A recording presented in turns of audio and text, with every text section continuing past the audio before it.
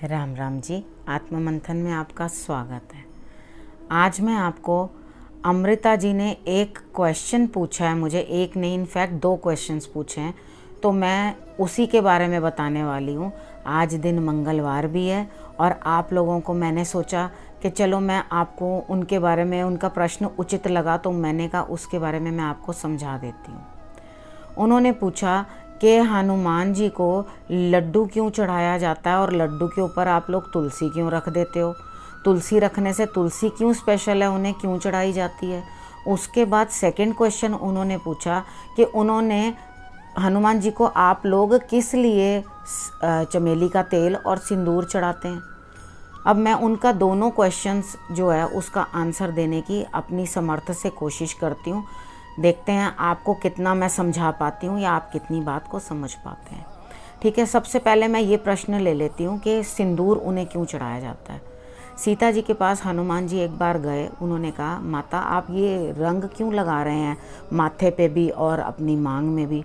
तो उन्होंने बोला कि ये रंग नहीं है पुत्र, ये सिंदूर है। तो ये अपने स्वामी को स्त्री जब प्रसन्न करना चाहती है तो वो उनकी लंबी आयु के लिए और उनकी प्रसन्नता के लिए इसे अपने माथे पे और अपनी मांग में लगाती हैं। तो उन्होंने आगे से कहा कि अच्छा, तो उससे क्या प्रभु प्रसन्न हो जाते हैं। तो उन्होंने कहा हाँ, उससे प्रभु प्रसन्न हो जाते हैं। तो अपना प्रेम दिखाने के लिए वो गए और उन्होंने पूरा शरीर जो है सिंदूर से भर लिया। अब सिंदूर से भर लिया और आकर राम जी के सामने खड़े हो गए। उन्होंने कहा हनुमान तुम्हें क्या हुआ, तुम ये क्या करके आए हो। कह रहे हैं प्रभु अब आप प्रसन्न हुए। उन्होंने कहा कि किस लिए, मुझे बात नहीं समझ आई, आप क्या मुझे समझाना चाह रहे हो। तो उन्होंने कहा देखो मैं पूरा सिंदूर से भरा हुआ हूँ, तो क्या आप मुझे देख के प्रसन्न हो रहे हो। मतलब वो वही कार्य करना चाहते थे जिससे कि उनके प्रभु प्रसन्न हो। उन्होंने अपनी प्रभु की प्रसन्नता के लिए ये सब काम किए। ठीक है, तो उन्होंने जब हम उनको सिंदूर इसीलिए चढ़ाते हैं, हर मंगलवार को चमेली का तेल और सिंदूर मिला करके उसे लिक्विड फॉर्म में कर लिया जाता है, जिसे हम उनके ऊपर चढ़ा देते हैं। ठीक है, जब हम उनके ऊपर चढ़ाते हैं उनके प्रभु राम प्रसन्न होते हैं। जब राम जी प्रसन्न होंगे तो वो प्रसन्न है, तो उन्हें राम जी की प्रसन्नता में हमने हनुमान जी को प्रसन्न करना है। वो सेवक हैं, वो सेवक हैं। जॉब करने वाले लोग भी अगर ये काम करते हैं या आप कुछ भी करेंगे, वो कभी भी नहीं चाहते कि राम जी कोई काम करें। आप काम राम जी को बताओगे तो वो उठ के खुद कर लेंगे। ठीक है ना, वो खुद करेंगे, कहीं मेरे स्वामी को काम ना करना पड़े। वो तो अनन्य भक्त हैं अपने स्वामी राम के। तो उसके कारण हम लोग उनको मंगलवार को उनकी प्रसन्नता के लिए, राम जी की प्रसन्नता के लिए उन्हें ये अर्पण करते हैं। चोले 2 तरह के होते हैं। हम लोग जब बोलते हैं आपने कौन सा तेल वाला चोला चढ़ाना है या आपने दूसरा चोला चढ़ाना है, वो एक कपड़ों में लंगोट होता है, उसके बाद उनके कपड़े होते हैं, वस्त्र होते हैं, और उनका जनेऊ होता है, वो सब चीज़ अलग आती है। ठीक है, वो दूसरा वाला चोला होता है। कुछ लोग सारा इकट्ठा चढ़ाते हैं और कुछ लोग सिर्फ तेल का चोला चढ़ाते हैं।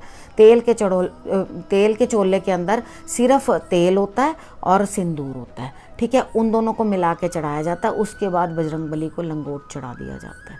ठीक है, ये आप कर सकते हैं, ये मैंने आपको बता दिया। मैं चांदी का वर्क चढ़ाने के लिए नहीं बोलती हूँ, क्योंकि वो जो गाय का ब्लैडर होता है ना, उसके अंदर कूटा जाता है और वो ओरिजिनली चांदी का होता है या नहीं होता वो मालूम नहीं है। तो इसलिए वो रहने दें तो ज़्यादा बेटर है, वो मत चढ़ाया करें आजकल, क्योंकि वो ऑलरेडी वहाँ बना होता है तो उतनी प्योरिटी तो उसकी नहीं होती। तो इस चीज़ का मैं परहेज़ करती हूँ। अब अमृता जी, आपके एक प्रश्न का मैंने उत्तर आपको दे दिया। अब मैं दूसरा प्रश्न लेती हूँ। लड्डू, तुलसी बाद में बताऊँगी, पहले लड्डू ले लेती हूँ। बदाना, बूंदी, वही क्यों उनको चढ़ाई जाती है, कुछ और क्यों नहीं चढ़ाया जाता उनको। बेसन की बर्फ़ी, बेसन जो होता है वो बृहस्पति के रिलेटेड होता है। चीनी डाली उसके अंदर, वो चंद्रमा के लिए मीठा बन गया तो वो शुक्र भी उसमें आ गया। और उसके बाद जब घी उसके अंदर डाला तो उसके अंदर चंद्रमा और बृहस्पति वो भी मिल गया। तो जब वो मिलाकर उनको वो चढ़ाया जाता है तो वो अच्छा होता है। उन्हें गुड़ चना भी चढ़ा सकते हैं, लेकिन आज मैं बात करूँगी सिर्फ बेसन के लड्डू की। चूल्हा जलाया, अग्नि प्रज्वलित की, उसके ऊपर लोहे की कढ़ाई रखते हैं वो लोग, ठीक है। तो हमारे लिए पहले चूल्हा जला, यानी कि अग्नि, उसके बाद जिसको हम सूर्य के लिए भी मान लेते हैं, उसके बाद कढ़ाई चढ़ी लोहे की, मेटल की है, तो वो शनि के रिलेटेड मान लेते हैं, ठीक है। उसके बाद हमने उसके अंदर ऑयल डाला, जब तल के चीज़ उसके अंदर से निकाली जाती है वो राहु की हो जाती है। जब उसके अंदर से निकाली गई, उसके बाद उसे मीठी चाशनी में डाल दिया गया। चाशनी किससे बनी थी? पानी और चीनी के मिश्रण से, ठीक है। अब ये चंद्रमा भी हो गया, तो एक ही लड्डू के अंदर बृहस्पति, चंद्रमा, सूर्य, शनि, हर चीज़ को हमने उसमें मिश्रण कर दिया।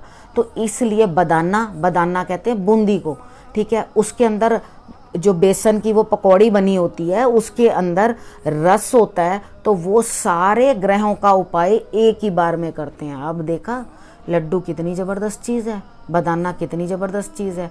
उसी चीज़ के साथ लड्डू बनाया जाता है। जब वो लड्डू बन जाता है, गोल किया जाता है, तो उन्हें भेंट कर दिया जाता है।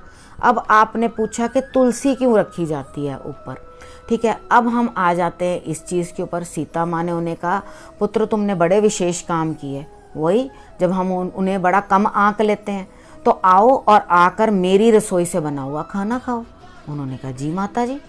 अब वो चले गए उनके पास और जाकर वो खाने लगे। वो शंकर भगवान के रूप हैं, जितने रुद्र थे वो उनके पेट में बसते हैं, तो उनकी भूख शांत करना संभव नहीं है। वो एक अलग ही चीज़ हैं, जीवित हैं वो, ठीक है। तो वो आपको कभी भी अपने ऊपर वो आने नहीं देंगे कि आप उनको भूख मिटा सको। उस सीता मैया ने खूब कोशिश की, ला खाना, बना खाना, दे खाना, जितना खाना वो बना के दे सकते थे उन्होंने। उस टाइम पे बड़ी बड़ी रसोइयाँ होती थी, बड़े बड़े पतीले होते थे, लोगों की बड़ी बड़ी भूख हुआ करती थी, क्योंकि वो लोग बड़े पैदल चलते थे। तो उनकी भूख आजकल के बच्चों जैसी नहीं है जो हिलते भी नहीं है अपनी जगह से। तो उन लोगों ने क्या करना है कि खूब खाना है, वैसे ही उनकी डाइट ज़्यादा होती थी। अब उन्होंने पूरी रसोई खाली हो गई, अब पूरा महल का राशन खर्च हो गया। अब उसके बाद बाज़ार से भी मंगवाया गया, बना बनाया मंगाया गया, पका पकाया मंगाया गया। अब सीता मैया घबरा गई, कह रही हैं भैया पता नहीं क्या हो गया है, मैं तो पता नहीं इनको निमंत्रण दे के परेशान हो गई हूँ, ये तो इनका तो पेट ही नहीं भर रहा, मैं करूँ क्या। वो बहुत जल्दी से जाके ना राम जी के पास चले गई, कहने मेरे एक दुविधा है प्रभु, आप मेरा ना निवारण करो उस चीज़ का। उन्होंने कहा क्या बात है, क्या हो गया। कहते मैंने उन्हें प्रेम से निमंत्रण दे दिया कि आपके कार्य वो पूर्ण करते हैं। मैंने उन्हें कहा आओ और आके हमारे घर में भोजन ग्रहण करो। अब भोजन है कि जी वो ख़त्म हो चुका है, लेकिन उनकी भूख नहीं मिट रही। राम जी मुस्कुरा दिए, उन्होंने कहा अच्छा भूख नहीं मिट रही, तो जाओ ये ले जाओ। उन्होंने तुलसी दी उनको खाने के लिए, एक पत्ता तोड़ के, कहते हैं अब की बार जो भोजन दोगे ना उसके ऊपर तुलसी का पत्ता रख देना। तो उन्होंने कहा ठीक है। उन्होंने जाके फटाफट एक लड्डू उठाया, बीच में से जो बचा था उसके ऊपर तुलसी का पत्ता रखा, बोला ये राम जी ने भेजा आपके लिए। तो जैसे ही उन्होंने उसको खाया तो एक डकार मारा, बप, ठीक है, एक डकार मारा और खड़े हो गए और कहने लगे बस अब मेरा पेट भर गया। तो उनका पेट भर जाए, उनका संतोष हो जाए, उसके लिए हम तुलसी दल जो है उसके ऊपर रख करके उनको दे देते हैं कि आप इसको भी खा लीजिए, ठीक है। किसी किसी कथा के अंदर ये भी कहा गया है कि सीता मैया उनके पीछे बहाने से चली गई थी और ओम नमः शिवाय उनके सर के पीछे उन्होंने लिख दिया था, जिसके कारण कि उनकी भूख जो है अपने आप शांत हो गई थी। तुलसी दल देने का ये तात्पर्य है, वो मैंने आपको बता दिया, ठीक है।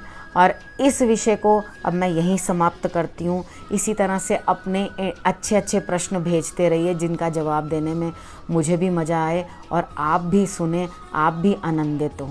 तो इसी के साथ अब नमस्कार, नए विषय के साथ फिर से आपके पास आऊँगी।